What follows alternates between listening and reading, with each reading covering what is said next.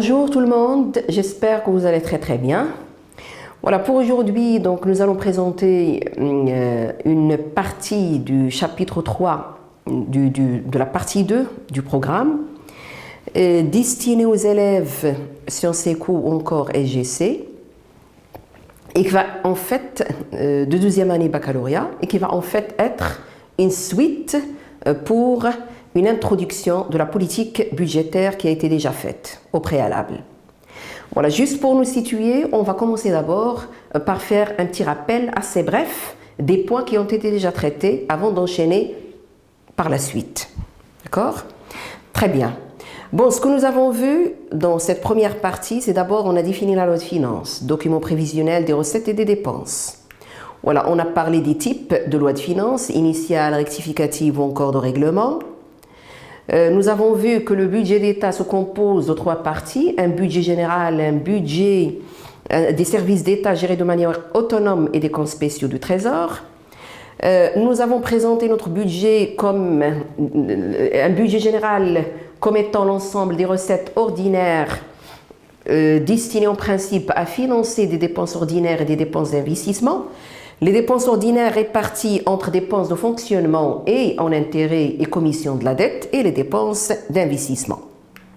Bon, nous avons parlé des segments, donc ce sont des services d'État gérés de manière autonome qui bénéficient à la fois d'une enveloppe de leur ministère de tutelle et des prix qui est la contrepartie des services offerts au grand public.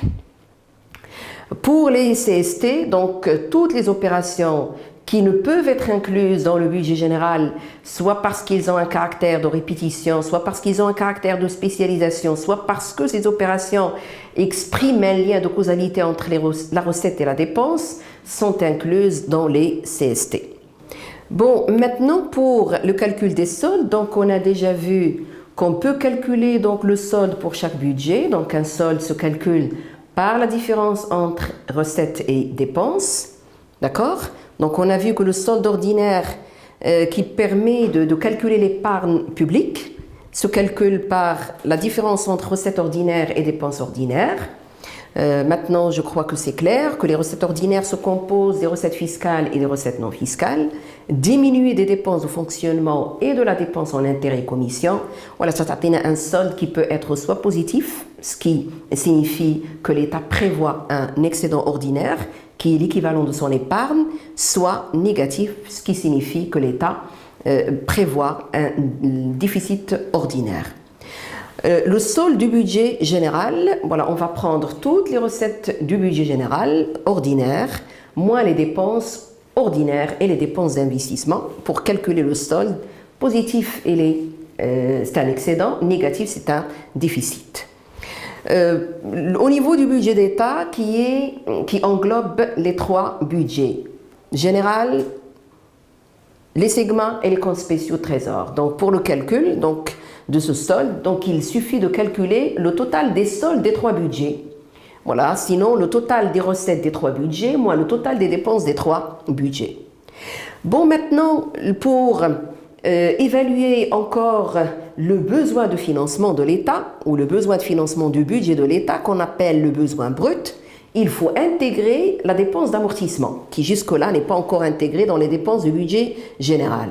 Donc le solde du budget d'État moins l'amortissement, tu as un besoin brut. Et pour conclure les calculs, pour finir les calculs, donc nous avons un besoin brut. Comment le financer? On va le financer par un emprunt. Voilà, c'est-à-dire que l'État peut recourir à l'emprunt qui peut être soit interne, je ne dirais pas soit interne, soit externe, mais généralement, si je prends le cas du Maroc, donc l'emprunt est interne et externe, même si la part de l'interne est plus importante que celle de l'externe. Voilà, donc c'est pour les calculs qu'on a déjà vus. Nous avons donc donné une définition de la politique budgétaire que je rappelle brièvement. Voilà, toute action prise par l'État et que ça rapporte soit aux dépenses, soit aux recettes du budget de l'État est considérée comme étant action de politique budgétaire. Toute action prise vise certainement certains objectifs à atteindre. Donc, généralement, les objectifs de l'État, à travers sa politique budgétaire, étant donné qu'il est conjoncturel, c'est réaliser les grands équilibres macroéconomiques. Voilà, qui sont la croissance, l'emploi, la stabilité des prix et éventuellement d'autres objectifs. Voilà, pour cette politique budgétaire, nous avons vu des soubassements théoriques ou des justifications théoriques de la politique. On a parlé, et je rappelle brièvement, l'apport libéral dit classique par rapport à la politique budgétaire. Voilà, du moment que pour ce courant théorique, l'État n'est qu'un gendarme, l'État gendarme ne doit pas intervenir dans l'activité économique et laisser faire les mécanismes autorégulateurs du marché, qui sont la loi de l'offre et de la demande, et que le rôle de l'État se limite à l'offre des services que le privé ne pourra jamais offrir, notamment la défense nationale, l'ordre national, la sécurité, etc. Donc l'État doit se servir de son budget, mais en tant que document comptable où sont enregistrées les recettes et les dépenses. Et ce document doit être équilibré et en aucun cas ne pourrait servir comme outil d'intervention de l'État. Voilà l'apport keynésien, brièvement je rappelle. Voilà donc pour Keynes, donc l'État-providence en tant que producteur, en tant que régulateur du marché, en tant que redistributeur de la richesse, a la possibilité d'intervenir via son budget. Comment intervenir par le budget? En utilisant les dépenses et les recettes pour aller dans le sens d'une augmentation de la demande globale, une augmentation de la demande globale qui fait déclencher la production des entreprises et partant améliorer la croissance économique et du coup réduire même le taux de chômage. Voilà, c'est à ce niveau-là qu'on s'est arrêté par rapport à notre première séquence. Voilà, maintenant, nous allons voir comment est-ce que la politique budgétaire pourrait atteindre ses objectifs. Voilà, prenons un exemple d'action par les recettes. Donc l'État, par exemple, réduit le taux de l'IR, supposons de 38% à 34%, c'est-à-dire 4 points en moins. Quelle serait donc l'incidence de cette baisse du taux de l'IR sur les ménages, salariés ou autres? Voilà, le premier incident, c'est qu'il va y avoir une augmentation de leurs revenus disponibles. D'accord? Donc, sachant que les affectations des revenus disponibles en grande partie la consommation, donc il va y avoir une augmentation de la consommation sous l'effet d'une amélioration du pouvoir d'achat. Parce qu'une augmentation du revenu disponible est synonyme d'amélioration du pouvoir d'achat, surtout lorsque les prix restent à leur niveau normal. Donc, augmentation de la consommation, qui est une composante de la demande globale. Donc, lorsque la demande globale augmente, donc c'est une incitation pour les entreprises à accroître leur production. Et avec l'augmentation de la production, les besoins en personnel augmentent et du coup, l'entreprise serait amenée à créer de nouveaux emplois, d'où l'augmentation de la croissance économique et la baisse du taux de chômage. Donc, voilà par une action de politique budgétaire par les recettes, d'accord, par une action de politique budgétaire par les recettes, l'impôt sur le revenu, c'est un élément de recette de l'État. On va améliorer les revenus, du coup, améliorer le pouvoir d'achat qui va nous permettre d'augmenter la consommation, élément de la demande globale, incitation pour les entreprises à produire davantage, résultat, plus d'emplois, plus de production, plus de PIB, donc plus de croissance économique. D'accord ? Donc, action par les dépenses. Je vais prendre n'importe quelle dépense, notamment la dépense d'investissement. Voilà, donc lorsque je mets flèche vers le haut, c'est une augmentation, d'accord? Et flèche vers le bas, c'est une diminution.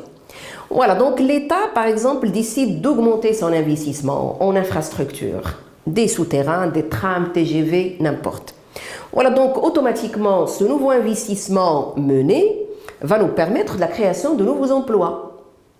Avec la création de nouveaux emplois, donc c'est-à-dire de nouveaux salariés qui travaillent, ont droit à des revenus. L'affectation des revenus, en partie, la consommation, d'accord? Donc il va y avoir une augmentation de la consommation et même augmentation de l'investissement chez les entreprises du secteur privé, ce qui va inciter donc une augmentation de la production, une augmentation de l'emploi et du coup une croissance meilleure et un niveau de chômage moindre. D'accord? Voilà donc deux exemples d'actions par les recettes ou encore d'actions par les dépenses. À ce niveau-là, donc, j'aimerais bien attirer votre attention voilà, sur un effet fondamental dont Keynes est considéré comme le fondateur, c'est l'effet multiplicateur du revenu. C'est-à-dire lorsque l'État investit davantage, son investissement va permettre la création ou l'augmentation du revenu national par un montant supérieur au montant investi. Il va y avoir une multiplication du revenu national et ça, c'est le grand avantage d'une politique budgétaire par l'augmentation de l'investissement. À quoi va servir l'augmentation du revenu national? Bien évidemment, à améliorer davantage la consommation et l'investissement, donc la demande globale.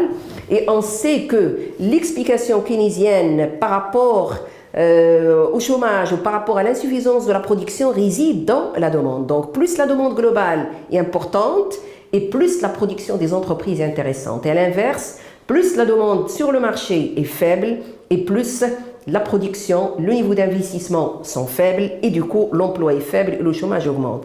Voilà, encore une fois, je récapitule, une augmentation de l'investissement public est de nature à générer l'effet multiplicateur, un effet extraordinaire pour dynamiser la machine économique et pour relancer la croissance économique. Comment? À travers l'amplification de la demande globale, ce qui est intéressant dans l'explication keynésienne. Très bien. Donc, pour résumer, donc là, c'était des exemples qu'on peut d'actions de politique économique. Voilà, donc on peut maintenant présenter ces actions-là à travers ce schéma, ou ce tableau. Donc, si nous avons une croissance économique au ralenti, si nous avons une récession, c'est-à-dire des taux de croissance qui sont faibles ou même négatifs, d'accord? Voilà, l'État peut accepter un déficit budgétaire. L'État peut tolérer un déficit budgétaire. Comment? En diminuant les taux d'impôt. Voilà, maintenant le taux de l'IR de 38% à 34%, le taux de l'IS de 30% à 20%, ou même en accordant des exonérations fiscales. Carrément, on exonère les agents économiques des impôts. D'accord? Donc l'objectif, c'est de réduire la pression fiscale pour les agents économiques. Voilà, maintenant, nous avons déjà vu à travers les deux exemples que en baissant les taux d'impôt, donc on va encourager la demande globale. Et en encourageant la demande globale, on va donc améliorer la croissance économique et on va réduire le taux de chômage, d'une part. Maintenant, côté dépenses, voilà, l'État, par rapport à ces dépenses qu'on a vues dans le budget d'État, peut décider des augmentations de salaire, augmentation d'investissement, augmentation de compensation. Voilà, toutes ces augmentations-là vont aller dans le sens d'améliorer la demande globale. Et toute amélioration de la demande globale est de nature à déclencher la production de la part des entreprises du secteur privé et la création d'emplois. Et donc, il va y avoir plus de croissance économique et moins de chômage. Et donc, pour récapituler, si la situation économique se caractérise par une récession, l'État serait amené dans le cadre de sa politique budgétaire à réduire les taux d'impôt, à exonérer même, à changer les barèmes des taux de l'impôt, etc. Et du côté des dépenses, l'État serait amené à augmenter les dépenses publiques parce que les dépenses publiques, en général, avec leur augmentation, on déclenche une augmentation des dépenses chez les agents du secteur privé. Donc, résultat, plus de demandes sur le marché. Donc, plus de demandes, plus de production, c'est-à-dire plus de croissance économique, plus de création d'emplois, c'est-à-dire moins de chômage. Donc, avant de parler des limites de cette politique, parce qu'aucune politique n'est efficace à 100%, il y a toujours les effets indésirables, ce qu'on appelle les effets secondaires d'une politique. Voilà, je vais parler de l'autre situation. Donc, là, on a la récession, donc on relance la demande.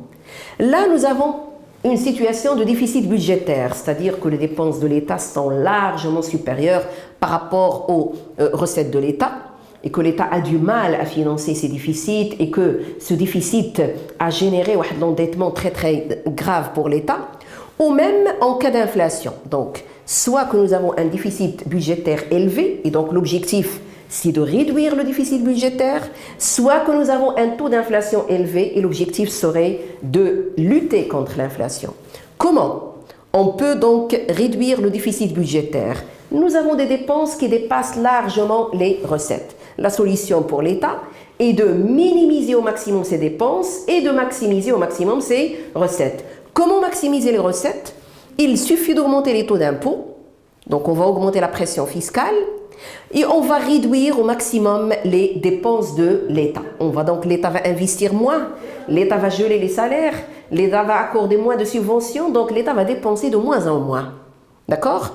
Donc en augmentant les taux d'impôt, on espère, mais ce n'est pas toujours le cas, on espère collecter plus de recettes. En réduisant les dépenses de l'État, donc on espère réduire le déficit budgétaire, moins de dépenses et plus de recettes. Dans ce cas-là, l'État est en train de mener la rigueur, l'État est en train de mener l'austérité. L'État donc établit ce qu'on appelle des budgets austères et la politique est dite de nature de rigueur ou encore d'austérité. Donc si je récapitule, dans le cadre d'une politique budgétaire de relance, voilà, donc nous allons augmenter les dépenses publiques et diminuer les taux d'impôt et accorder des exonérations fiscales pour encourager la demande afin d'encourager la production et la création d'emplois. C'est la relance. Dans le cadre d'une politique de rigueur ou d'austérité, l'objectif c'est réduire le déficit budgétaire. Comment réduire le déficit budgétaire? En collectant plus de recettes et en diminuant les dépenses. Comment réduire le taux d'inflation? En diminuant les dépenses et en augmentant les taux d'impôt, on va décourager la demande et plus on va freiner l'augmentation de la demande. Et si on arrive à freiner l'augmentation de la demande, ça veut dire qu'on va aller vers une baisse progressive des prix jusqu'à ce qu'on parvienne à une situation de stabilité des prix ou encore de lutte contre l'inflation. Les deux politiques ne sont pas efficaces à 100%. Bien évidemment, ce sont des politiques qui peuvent être à l'origine de limites. Je vais commencer d'abord par la politique de relance. Voilà, si la relance signifie augmenter les dépenses publiques, diminuer les recettes de l'État. Résultat, c'est le déficit budgétaire qui risque d'augmenter. Bon, l'État se trouve face à un déficit. Comment le financer? Pour financer le déficit budgétaire, l'État recourt à un emprunt. L'État recourt à un emprunt qui peut être un emprunt intérieur. Voilà, donc par le recours à un emprunt intérieur, pour financer le déficit budgétaire, l'État risque de s'accaparer une grande partie de l'épargne nationale auprès des agents économiques ayant une capacité de financement. Voilà, je m'explique. Moi, État, je vais mettre en vente des bons de trésor. Vous, agents économiques, épargnants, ménages, entreprises, banques. D'accord? Donc, je mets en vente mes bons de trésor. Ça veut dire que je suis en train de lancer au grand public que je veux emprunter. Et vous avez une épargne que vous désirez placer en contrepartie, bien évidemment, d'un taux d'intérêt. Donc, je mets en vente les bons de trésor. Vous allez, bien évidemment, m'accorder votre épargne en contrepartie d'un taux d'intérêt. Donc, qu'est-ce que je suis en train de faire? Je suis en train de m'accaparer une grande partie de l'épargne nationale à mon profit. Jusque-là, tout va bien, il n'y a pas de problème. Mais le problème se posera quand les entreprises du secteur privé, en se présentant sur le marché de capitaux, et désirant accéder à des sources de financement, voilà, donc ils trouveront soit que les taux d'intérêt sont très très élevés, soit un manque de capitaux. Donc à ce niveau-là, on risque de pénaliser l'investissement de ces entreprises privées faute de moyens de financement. Donc en fait, l'État, tout en cherchant la relance, il déclenche un déficit.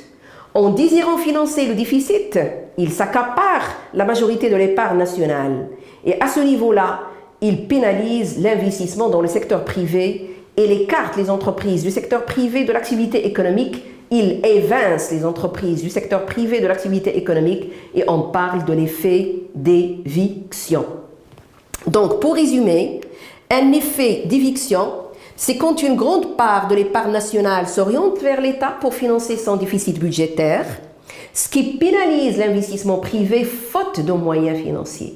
Faute de moyens financiers. Ça, c'est un effet pervers, c'est un effet indésirable de la relance, bien évidemment, que l'État ne désirait pas, mais par la force des choses, ça risque de se produire. D'accord? Très bien. Voilà, deuxième effet, c'est la contrainte extérieure. Maintenant, pour la contrainte extérieure, l'État mène la relance dans l'objectif de stimuler la demande globale. Jusque-là, tout va bien. Mais quand est-ce que le problème se posera? Lorsque l'appareil productif national est incapable de répondre à l'augmentation de la demande globale. Lorsque l'appareil de production nationale est incapable de répondre à l'augmentation de la demande globale. Donc, c'est-à-dire que nous avons une économie dépendante et une économie en plus qui peut être ouverte sur l'extérieur. Dans ce cas-là, on n'a plus le choix. Donc il faut aller et faire des importations. Donc, on a mené la relance pour augmenter la demande globale, mais malheureusement, l'économie est dépendante, l'économie ouverte sur l'extérieur. La solution, c'est l'augmentation des importations. Une augmentation des importations qui n'est pas accompagnée d'une augmentation équivalente des exportations risque d'être à l'origine d'un accroissement, d'un creusement du déficit commercial et donc de la dégradation des équilibres extérieurs. Voilà, je résume donc la définition. Donc, la contrainte extérieure, c'est le risque de détériorer les équilibres extérieurs lorsque l'économie est dépendante et ouverte sur l'extérieur sous l'effet d'une augmentation de la demande suite à une politique de relance. Bon, maintenant, autre limite, c'est le risque d'inflation. Encore une fois, je rappelle, la politique de relance vise à relancer la demande globale. C'est très bien, la demande globale va stimuler la production, mais si l'augmentation de la demande globale n'est pas accompagnée par une augmentation de l'offre, il y a risque de voir les prix augmenter et donc là, c'est le risque d'inflation. Donc, le risque d'inflation provient du fait que l'augmentation de l'offre globale, de la demande globale risque de ne pas être accompagnée par une augmentation de l'offre globale. Nous avons une dernière limite, effet boule de neige.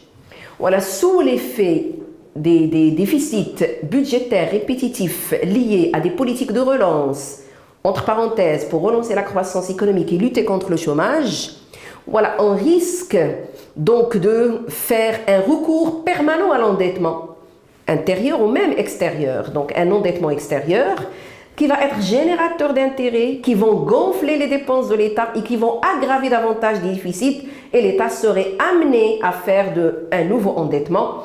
Et donc ainsi, on va assister à une accumulation de la dette ou encore on va rentrer dans ce qu'on appelle une spirale d'endettement. Et donc l'effet boule de neige. D'accord? Effet d'éviction, on évince le secteur privé de l'activité économique parce qu'on le prive de moyens financiers. Risque d'inflation sous l'effet de l'augmentation de la demande qui dépasse celle de l'offre, la hausse des prix est probable. Effet boule de neige, on s'endettant d'une manière permanente pour financer les déficits, pour rembourser les dettes, pour rembourser les intérêts, la dette s'accumule. La contrainte extérieure sous l'effet d'une augmentation de la demande globale et parce que l'économie est dépendante, parce que l'économie est ouverte, parce que l'économie est incapable de produire par elle-même ce dont elle a besoin, augmentation des importations et risque de dégradation des équilibres extérieurs. Bon, maintenant pour la politique d'austérité, donc la politique qu'on appelle serrer la ceinture, donc c'est une politique qui n'est pas sans limite. Voilà, lorsqu'on serre la ceinture et qu'on dépense moins et qu'on augmente les taux d'impôt, c'est-à-dire qu'on augmente la pression fiscale, voilà, bien évidemment, c'est le volet social et même le volet économique qui vont être touchés. Voilà, donc pour l'économie, donc on va décourager la production, on va décourager la consommation, on va décourager donc l'emploi et on risque donc de ralentir la croissance économique. Des entreprises alourdies par une politique fiscale renoncent à l'investissement. Des consommateurs alourdis par les impôts n'arrivent plus à avoir le même pouvoir d'achat pour pouvoir acheter des biens et des services. Donc moins de consommation, moins d'investissement, moins de production, on ne peut s'attendre qu'à un ralentissement de la croissance économique et qui est généralement accompagné par une augmentation du nombre de chômeurs. Voilà, pour les ménages, bien évidemment, alourdis par une pression fiscale, voilà, risquent de voir leur pouvoir d'achat se détériorer, c'est-à-dire incapacité d'acheter le même nombre de biens et de services. D'autant plus que l'État, par sa politique d'austérité, délaisse les secteurs sociaux, délaisse la production des services publics, voilà, donc au profit de la maîtrise du déficit budgétaire. Voilà, on dit également que trop d'impôts tue l'impôt. En augmentant la pression fiscale, on risque d'encourager l'informel, on risque d'encourager la contrebande, on risque d'encourager la fraude fiscale. Et donc là, les agents économiques vont se trouver les moyens pour échapper à l'impôt, d'autant plus que l'activité économique ralentit, que l'État aura de plus en plus moins de chances pour collecter ou accéder bien évidemment à ces impôts. D'accord? Voilà donc la politique budgétaire et les limites de la politique ici, principalement les limites de la politique de relance. Voilà, donc je vous remercie pour votre attention. Donc j'espère que les points ont été expliqués bien évidemment, et je vous souhaite bon courage et bonne chance tout le monde.